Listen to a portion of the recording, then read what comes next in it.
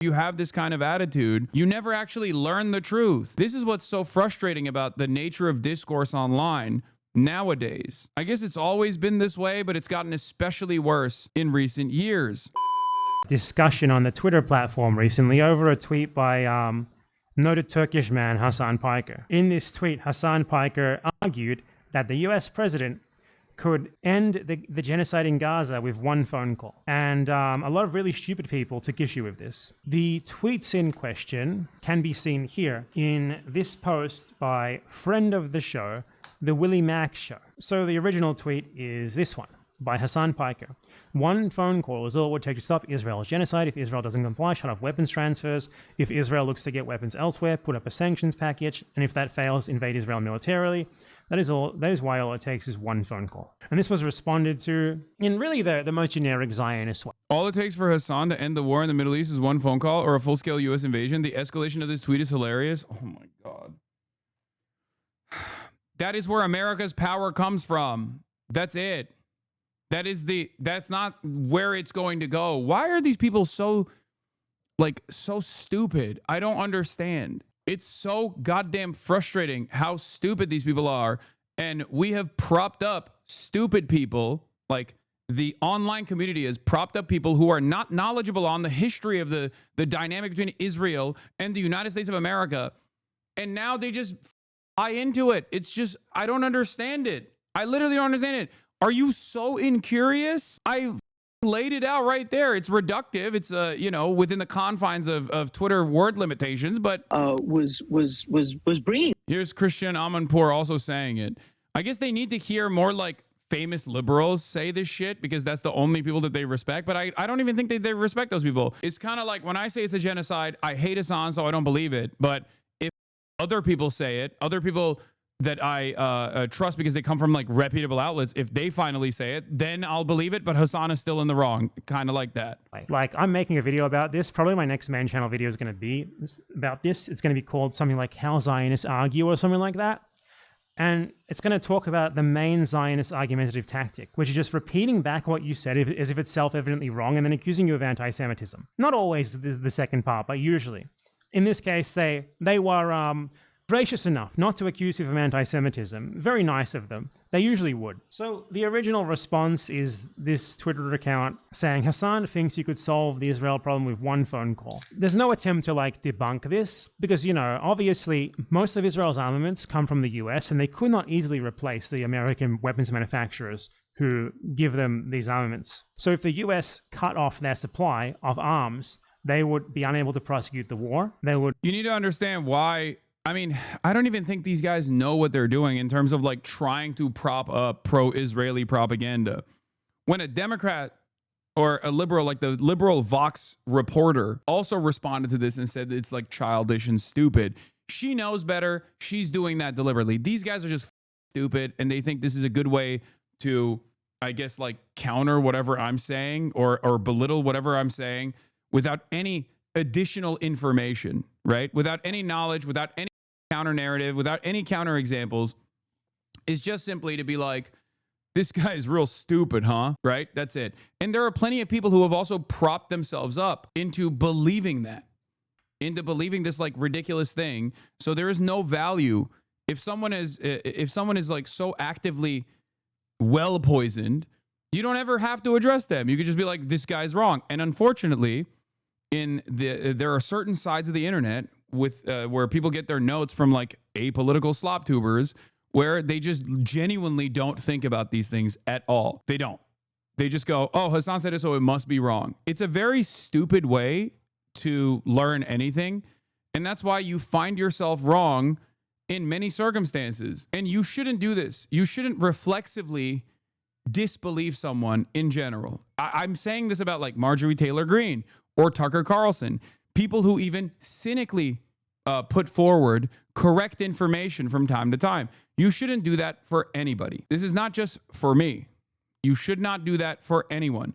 You should always try to investigate further what the claims are and then try to disprove said claims. Be in real risk of being attacked by their neighbors and stuff because the US support, the US patronage is what allows them to do what they do. So a phone call saying, hey, stop what you're doing in Gaza, withdraw immediately, or the arms transfers are gone. That would end the genocide right away. It's not a question of, could this happen? It's a question of, why doesn't it happen? They don't even try to argue against it. They just restate the statement as if it's self-evidently wrong. And I really like the Willie Mack Show response here, because Willie Mack Show seems to have thought that Hasan was saying here that he could call Israel and end the genocide. I don't know. All it takes for Hasan to end the war in the Middle East is one phone call or full scale.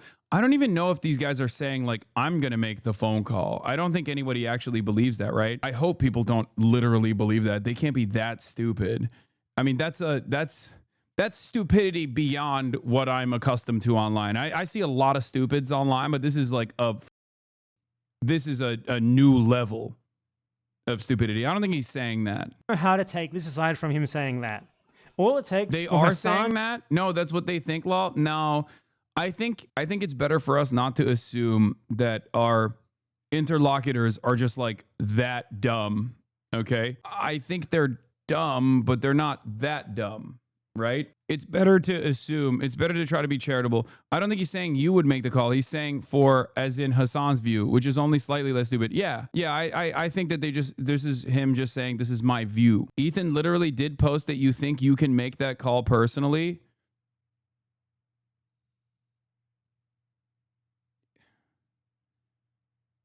Really? Okay. Yeah, I guess I just had, what? What is this? Hasan, who would solve Israel and Palestine with one perfect phone call, and Noah, who thinks the Houthis are the only ones following international law. The fact that these airheads dominate lefty discourse on Palestine is a bigger gift to Netanyahu than anything else they could accuse me of doing. Why? These guys are political commentators, right? Like, just address the issue. Like, address the argument. Explain why America does not have this level of control over Israel, despite the fact that America has supplied 70% of all offensive and defensive weapons to Israel. Explain how Israel would make up for the lack of munitions that they are getting from the United States of America. Then explain how many Israeli military officials in the past, and even during this instance of genocide, has actively told the media in Israel that America has demanded that they scale back on certain instances, in spite of what the Israeli public is demanding. And they've literally said, we can't do this without the United States of America. Explain why throughout Israeli history, American politicians, American presidents have actually made that one singular phone call to stop Israel's atrocities. Explain all of that. There is no Israel without America. Why don't they address any of these points and instead just go, instead they just like vaguely gesture into the wild and go, this guy is such an airhead. He's so dumb. What is this? Does Ethan think Hasan is saying he's the one who would make the call? What is this dude saying? Me when I'm daydreaming about me when I'm daydreaming in the shower about being a hero, and then everyone stood up and clapped. I mean, he's implying that, but I think it's so stupid. It's irrelevant. It's not even worth addressing. Like, this is the expectation I have from a Sloptuber, certainly, but it's not the expectation I have from like a person who is, I guess, my ideological opponent here. A person who is who is making this claim that I'm wrong should probably explain why I'm wrong. There is no continued genocide without American weapons. Okay? It's that simple. And not only that, but also if America cut off weapons to Israel, which would never even happen because it wouldn't get to that point, Israel does not have a meaningful way to make up for that supply chain. Okay? Especially in the short period of time necessary to continue this genocide. Who are they going to go to? Because when America shuts off weapons, you could say, oh, well, they're going to get it from Germany. Germany doesn't have the same industrial base that America has for a steady flow of weapons. They don't have the same arsenal. They do not have the same industrial base. And also, many of the weapons that Germany would probably send to Israel in the interim would not even be German weapons. They would be American weapons. So if America is shutting off weapons, then Germany cannot send weapons to Israel. That's number one. Number two, let's say they're getting it from Russia, right? Also wrong for a multitude of different reasons. One, because Russia is invested in pummeling Ukraine. They do not have that runway to make up for it, okay? They have their hands too busy with Ukraine to begin with. But also on top of that, they have a strategic allegiance with Iran, as well as a strategic allegiance with Israel as well. But because of their strategic allegiance with Iran, they can't let go of their partnership with Iran either.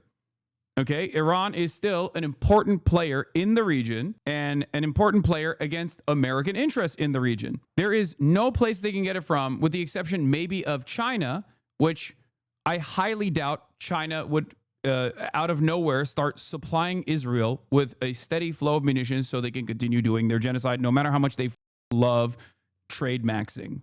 Okay? China is their number one supplier in general for their economy. It's profoundly important to the Israeli economy.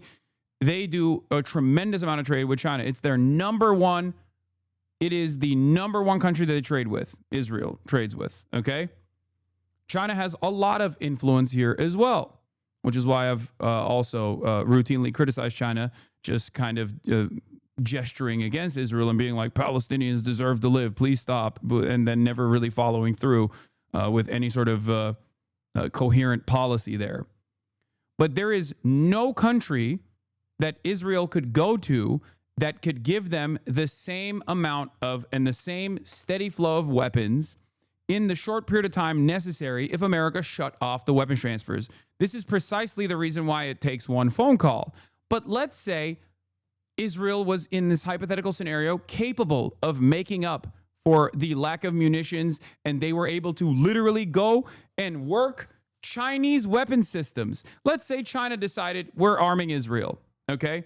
That's the only country that has the bandwidth and has the industrial base to be able to supply weapons to Israel, right? America and Israel's allegiance has fallen apart. All of a sudden, America is anti-Israel. They said, no more weapons, right? Let's say China is actually sending the weapons. Let's say that while China is actually sending the weapons, Israel what? Magically figures out how to operate Chinese weapon systems? Like, you have to get trained on this stuff. You can't just like come in and be like, all right, perfect. Now these anti-aircraft defense systems that they shipped in, which is a logistical nightmare to begin with, we can now use.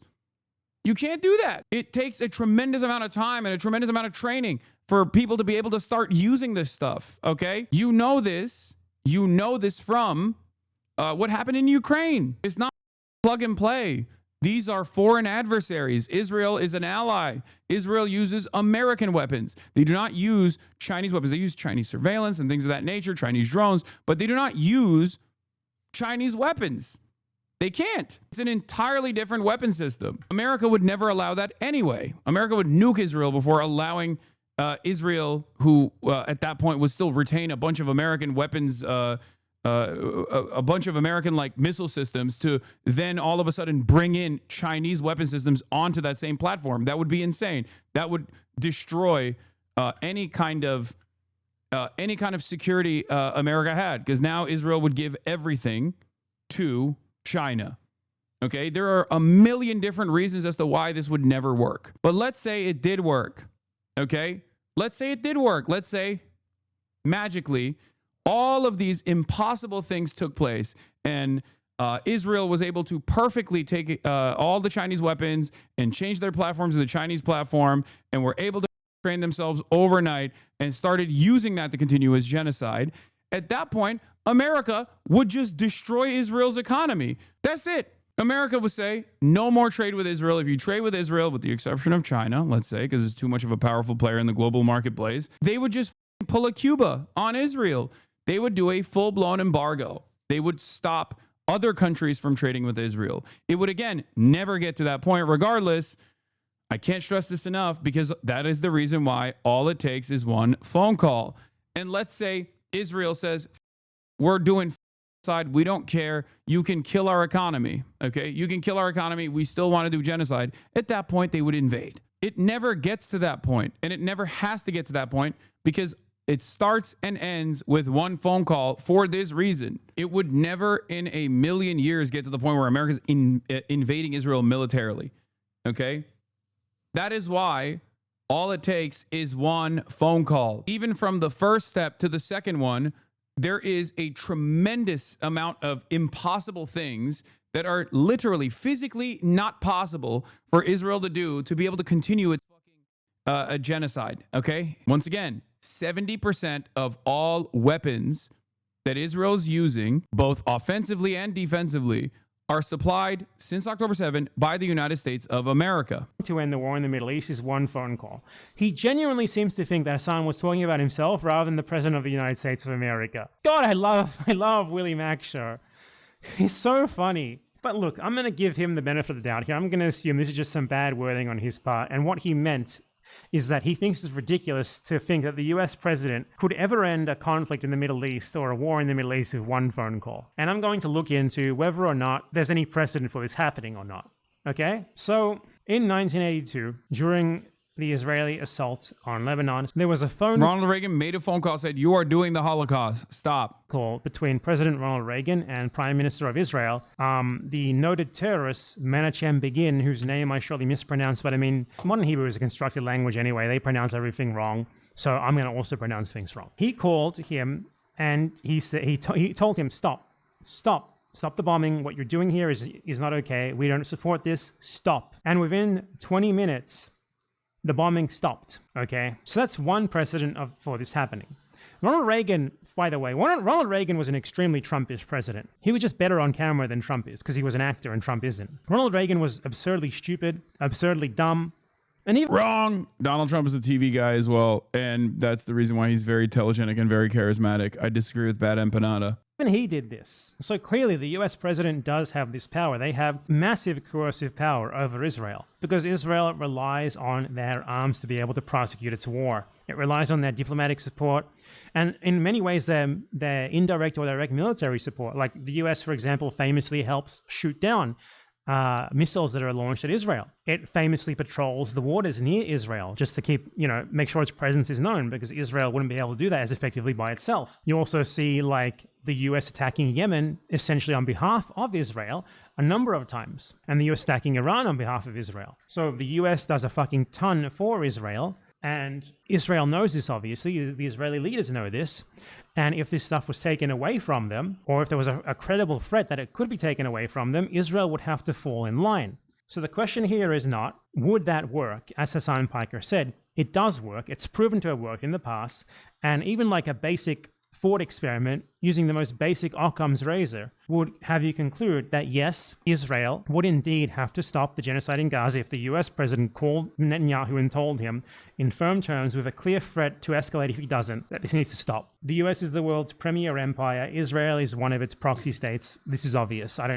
It's just so evident. It's so clear why they have not attempted to actually refute what's being said here. Because as I said, the Zionist argumentation is to repeat what you are saying as if it's self-evidently wrong and then call you anti-Semitic for saying it. So rather than attempt to refute what Hasan was saying here on the merits of his statement, on the merits of the evidence for it, they just say, all it would take is one phone call. Yeah.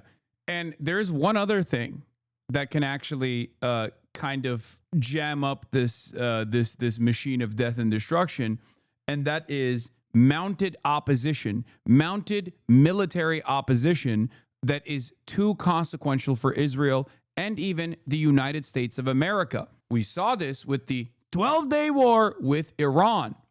Okay? Iran was able to successfully cripple the Israeli economy and shut Israeli society down for 12 straight days. And in the process, they actually expended American munitions. THAAD missiles are not cheap. They take years to build.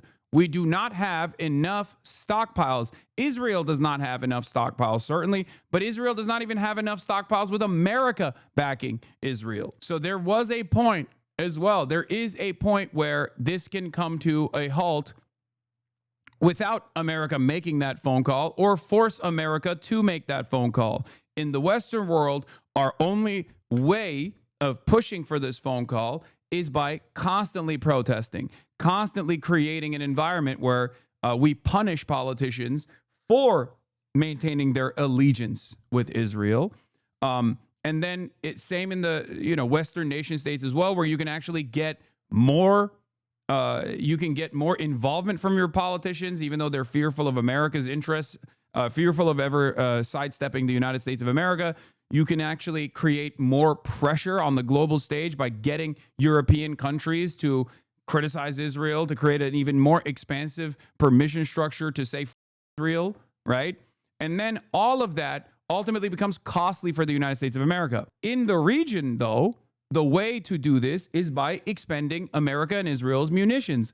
It's that simple. I mean, this is what happened after the 12-day war. Had Iran fired a few more large volleys of missiles, Israel could have exhausted its supply of top-tier Arrow 3 munitions, one of the U.S. officials said. THAAD operators burned through munitions at a furious clip, firing more than 150 missiles to shoot down the waves of Iranian ballistic missiles, according to U.S. officials. That is nearly a quarter of the interceptors ever purchased by the Pentagon. This is according to the Wall Street Journal. It wasn't just the THAAD. The U.S. ran through large numbers of shipborne interceptors as well, and Israel quickly drained stockpiles for its own systems. Dozens of Iranian missiles got through anyway.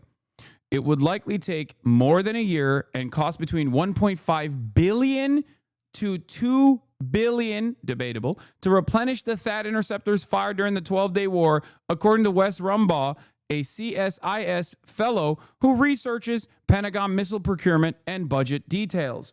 Most of America's Arleigh Burke class-guided missile destroyers are armed with SM-2s, SM-3s, and SM-6s. Those warships also went through interceptors at an alarming rate. During the 12-day war, the ship shot about 80 SM-3s at Iranian threats, according to a U.S. official.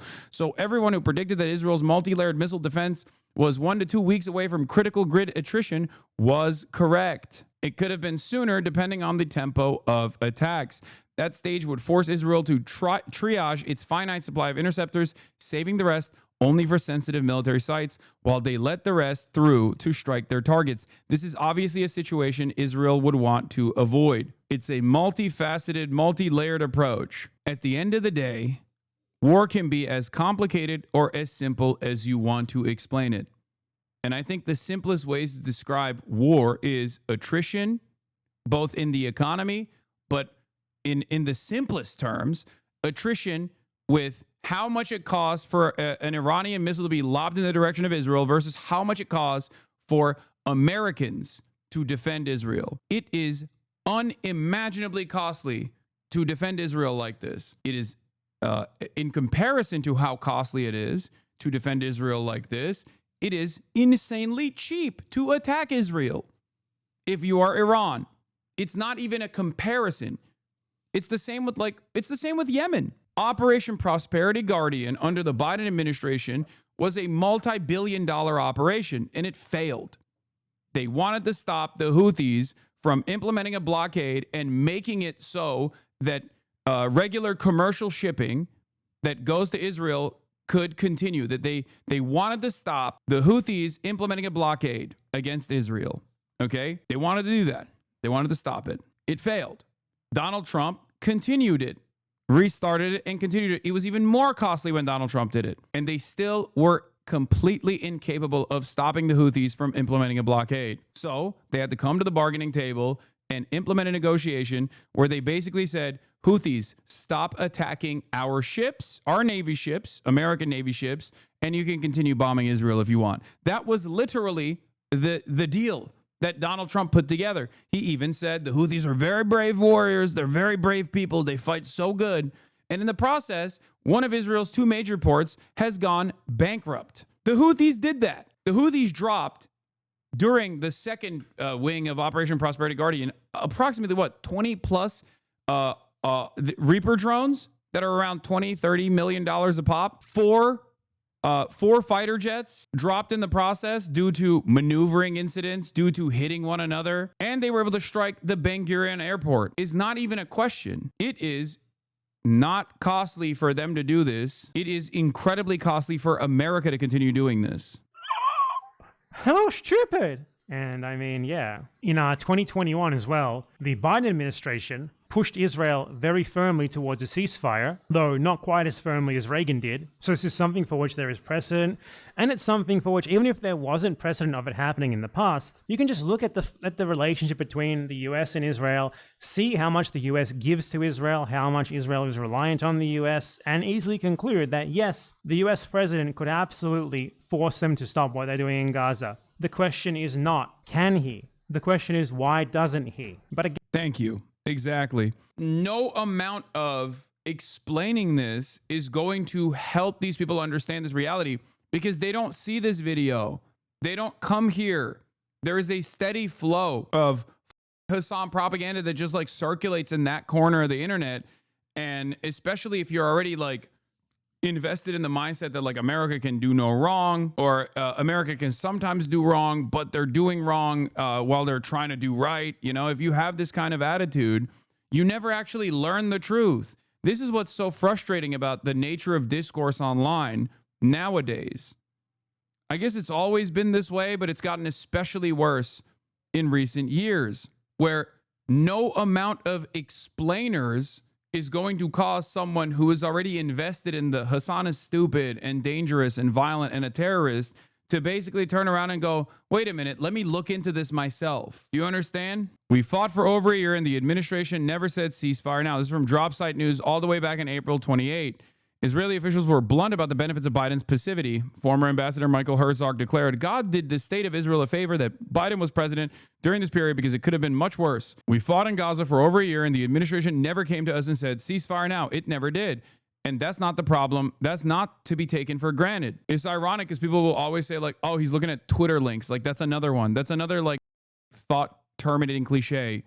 I'm not looking at Twitter links. I'm looking at Twitter summarizations of an article from a reputable outlet like Drop Site News that is comprised of investigative reporters that have worked all around mainstream news that are very well credentialed, people who I know personally.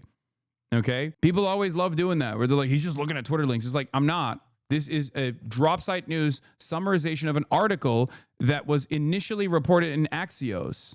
Okay? Or this is Channel 13, sorry. Axios reported on it as well. You can dismiss those people out of hand. I know. But the problem is you shouldn't. Because there are a lot of people like that.